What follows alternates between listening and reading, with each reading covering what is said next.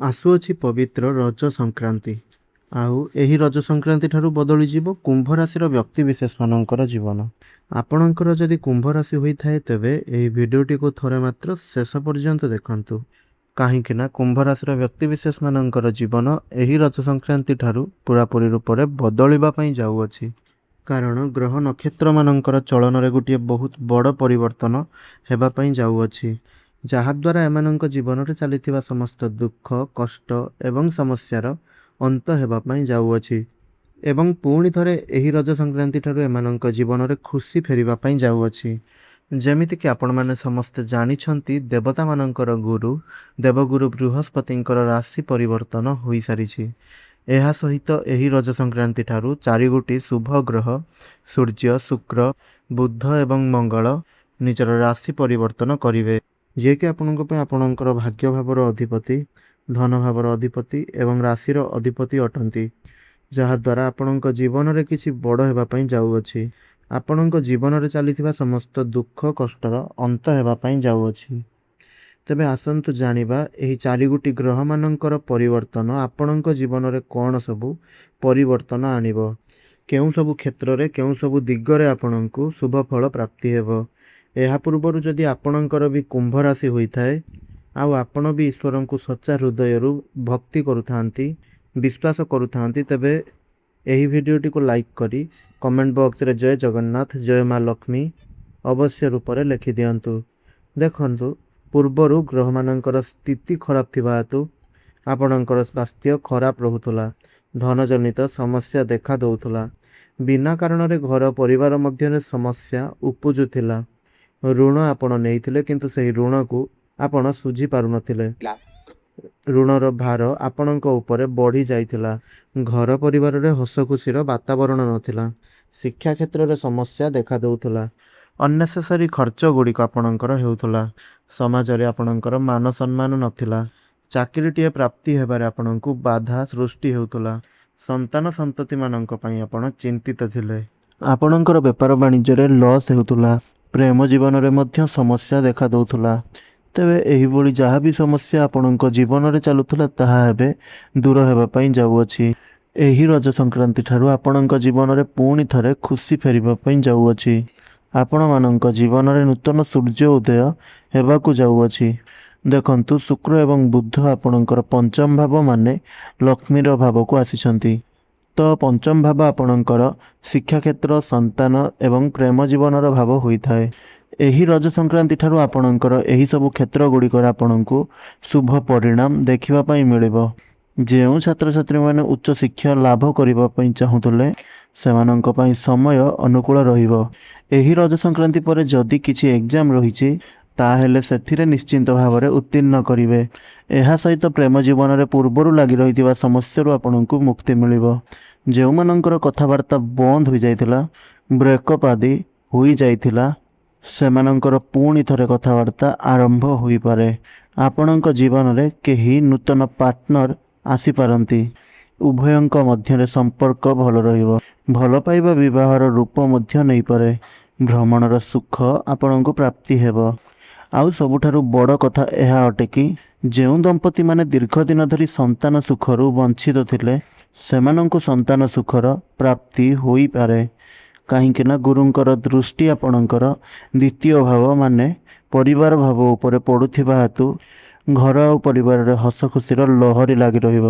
ଘରକୁ କୌଣସି ନୂତନ ଅତିଥି ଆସିପାରନ୍ତି। ସନ୍ତାନ ସୁଖ ଆପଣଙ୍କୁ ନିଶ୍ଚିନ୍ତ ରୂପରେ ପ୍ରାପ୍ତି ହୋଇପାରେ।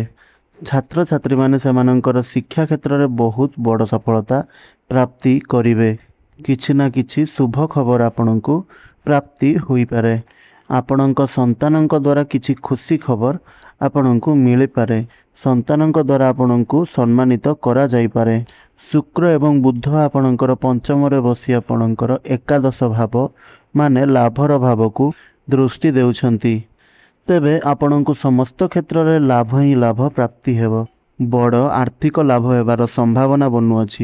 ପୂର୍ବରୁ ଯାହା ବି କିଛି ଆପଣଙ୍କର ଆର୍ଥିକ ସମସ୍ୟା ଲାଗି ରହିଥିଲା ସମସ୍ତ ଆର୍ଥିକ ସମସ୍ୟା ଦୂର ହୋଇଯିବ। ବିଭିନ୍ନ ଦିଗରୁ ଆପଣଙ୍କ ପାଖକୁ ଅର୍ଥର ଆଗମନ ହେବ। ଧନ କମାଇବା ପାଇଁ ନୂଆ ନୂଆ ରାସ୍ତା ଆପଣଙ୍କୁ ମିଳିଯିବ।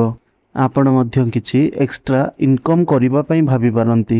ସମୟ ସମୟରେ ଆକସ୍ମିକ ଧନ ମଧ୍ୟ ଆପଣଙ୍କୁ ପ୍ରାପ୍ତି ହୋଇପାରେ ଏବଂ ଏକାଦଶ ଭାବ ଆପଣଙ୍କର ଇଚ୍ଛା ଏବଂ ପୂର୍ତ୍ତିର ଭାବ ହୋଇଥାଏ।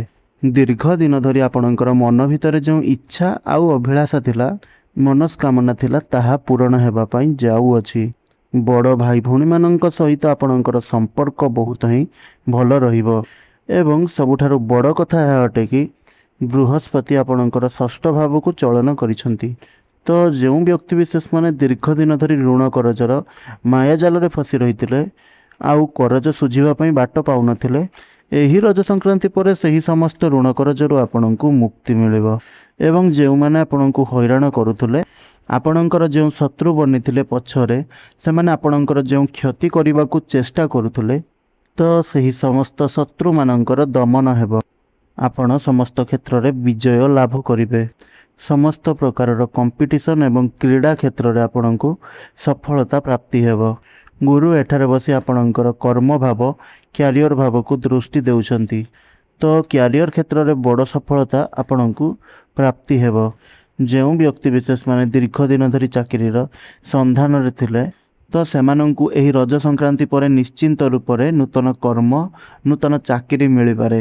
ଯେଉଁମାନେ ପ୍ରମୋସନର ଅପେକ୍ଷାରେ ଥିଲେ, ସେମାନେ ଆକସ୍ମିକ ଭାବରେ ପ୍ରମୋସନ ପାଇପାରନ୍ତି। ଉପର ଅଫିସରଙ୍କର ସପୋର୍ଟ ଆପଣଙ୍କୁ ପ୍ରାପ୍ତି ହେବ। କର୍ମକ୍ଷେତ୍ରରେ ଆପଣଙ୍କୁ ସମ୍ମାନିତ କରାଯାଇପାରେ। ଆପଣଙ୍କର ଟ୍ରାନ୍ସଫର ହୋଇପାରେ। କୌଣସି ଭଲ ସ୍ଥାନରେ ଆପଣଙ୍କୁ ଜବ୍ ଅଫର୍ ମିଳିପାରେ। କୌଣସି MNC କମ୍ପାନୀରୁ ଜବ୍ର ଅଫର୍ ଆପଣଙ୍କୁ ମିଳିପାରେ। କର୍ମକ୍ଷେତ୍ରରେ ଆପଣଙ୍କର ଦାୟିତ୍ୱ ବଢ଼ିବ। ଆପଣଙ୍କ ପାଖକୁ ନୂଆ ନୂଆ କାମ ଆସିବ। ସମସ୍ତ ଟାର୍ଗେଟକୁ ଆଚିଭ୍ କରିବାରେ ସଫଳତା ହାସଲ କରିବେ। ସରକାରୀ କ୍ଷେତ୍ରରେ କାର୍ଯ୍ୟ କରୁଥିଲେ, ସେମାନଙ୍କୁ ଅନେକ ଶୁଭ ଫଳର ପ୍ରାପ୍ତି ହେବ। କାହିଁକି ନା ସୂର୍ଯ୍ୟ ଆପଣଙ୍କର ଚତୁର୍ଥରେ ବସି ଦଶମ ଭାବକୁ ଆପଣଙ୍କର ଦୃଷ୍ଟି ଦେଉଛନ୍ତି, ଯାହାଫଳରେ ସମାଜରେ ଆପଣଙ୍କୁ ମାନ, ସମ୍ମାନ, ପ୍ରତିଷ୍ଠା ପ୍ରାପ୍ତି ହେବ। କର୍ମକ୍ଷେତ୍ରରେ କିଛି ନା କିଛି ବଡ଼ ଖୁସିର ଖବର ଆପଣଙ୍କୁ ମିଳିପାରେ। ଉଚ୍ଚ ପଦବୀ ମିଳିପାରେ।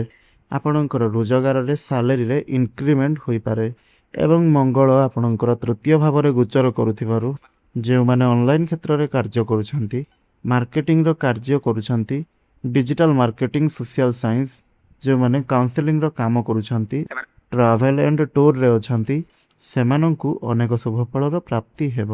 ଏହି ସମୟରେ ଆପଣଙ୍କର କିଛି ପଇସା ଧର୍ମ କାର୍ଯ୍ୟରେ ଖର୍ଚ୍ଚ ହୋଇପାରେ। ପୂର୍ବରୁ ଲାଗି ରହିଥିବା ସ୍ୱାସ୍ଥ୍ୟଗତ ସମସ୍ୟାରୁ ଆପଣଙ୍କୁ ମୁକ୍ତି ମିଳିବ। ଭାଗ୍ୟ କ୍ଷେତ୍ରରେ ମଧ୍ୟ ବଡ଼ ପରିବର୍ତ୍ତନ ଆସିବ। ଅଟକି ରହିଥିବା ସବୁ କାର୍ଯ୍ୟ ପୁଣି ଥରେ ଚାଲୁ ହେବା ପାଇଁ ଲାଗିବ। ପୈତୃକ ସମ୍ପତ୍ତିରୁ ଆପଣଙ୍କୁ ଲାଭ ମଧ୍ୟ ମିଳିପାରେ। ତେବେ ଅଧିକ ଶୁଭଫଳ ପ୍ରାପ୍ତି କରିବା ପାଇଁ ଆପଣ ଶନିଙ୍କର ବୀଜ ମନ୍ତ୍ରର ଜପ ଅବଶ୍ୟ କରନ୍ତୁ। 108 ଥର ପ୍ରତ୍ୟେକ ଦିନ ଜପ କରନ୍ତୁ। ଶୁଭ ଫଳ ପ୍ରାପ୍ତି ହେବ। ପ୍ରତ୍ୟେକ ଦିନ ସନ୍ଧ୍ୟାରେ ହନୁମାନ ଚାଳିଶାର ପାଠ କରନ୍ତୁ। କୁକୁର କିମ୍ବା କୁଆମାନଙ୍କୁ କିଛି ଖାଇବା ପାଇଁ ଦିଅନ୍ତୁ। ପ୍ରତ୍ୟେକ ଦିନ ପ୍ରାତଃ ସମୟରେ ସୂର୍ଯ୍ୟଙ୍କୁ ଜଳାର୍ଘ୍ୟ ଅର୍ପଣ କରନ୍ତୁ। ଶୁଭ ଫଳ ପ୍ରାପ୍ତି ହେବା ସହିତ ଆପଣଙ୍କ ଭାଗ୍ୟରେ ଉନ୍ନତି ଆସିବ। ଧନ୍ୟବାଦ।